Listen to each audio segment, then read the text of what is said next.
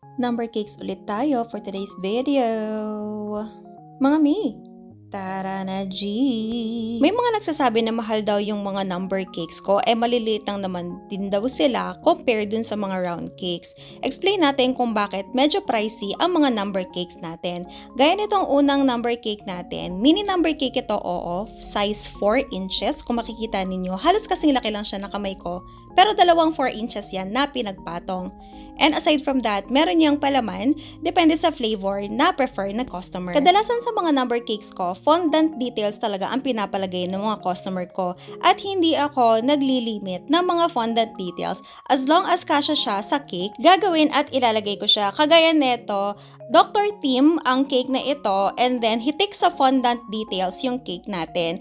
And kung napansin ninyo, maliliit yung mga fondant details. Alam nyo ba na yung mga fondant details na mas maliit ay mas mahirap at mas matagal gawin compared sa mga mas malalaki? Syempre maliliit kailangan mo talagang maging detailed sa paggawa ng mga fondant mo. Aside from that, wala rin akong limitation sa kung ilang piraso lang ng kulay ng frosting ang ilalagay sa cake. Kahit na ilang kulay pa ang ipalagay mo dyan, hindi ako mag-a-additional charge. Kahit na gaano kahaba din yung dedication na ipapalagay mo, basta kasya siya sa cake and sa board ng cakes natin, carry bells na carry bells yan. Nagkakaroon lang tayo ng additional charge kapag yung mga toppers na pinapalagay ng mga customers is yung super duper complicated na talaga at mas matagal gawin compared sa mga normal na toppers na ginagawa ko.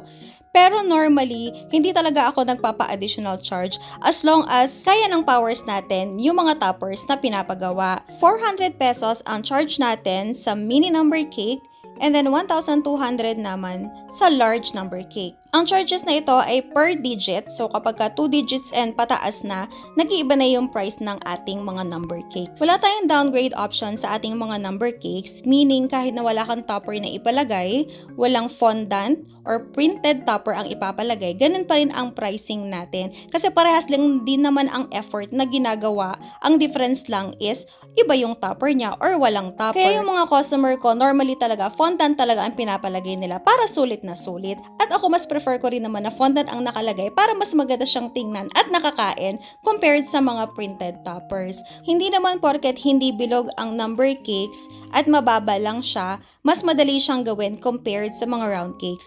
Oo, mas mabilis siyang gawin kapag naked siya, pero kapag covered siya ng frosting, mas mahirap yan gawin. And at the same time, mas detailed siya, mas maraming design, mas maraming pinapalagay, mas complicated talaga at mas matagal gawin. Katulad lang din sa mga round cakes. Kapag ka minimalist, ganun lang din yung minutes or oras na i-google mo sa paggawa niya, same lang din sa mga number cakes. Kaya hindi natin pwedeng sabihin na mini number cake lang or number cake lang, hindi naman yan sing laki ng round cake. Bakit mas mahal kesa sa round cake? At gaya ng sinabi ko kanina, hindi lang rin naman effort sa pagde-design ang pinag-uusapan dito. Pati na rin yung lasa ng cake, yung ingredients, at yung quality ng gawa. Parehas lang din naman to sa mga round cakes.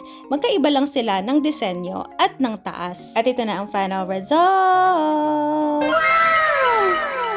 O diba, ang syala ng mga cakes natin, napakasarap tingnan sa mga mata. And that's it for today. See you on our next video. Bye!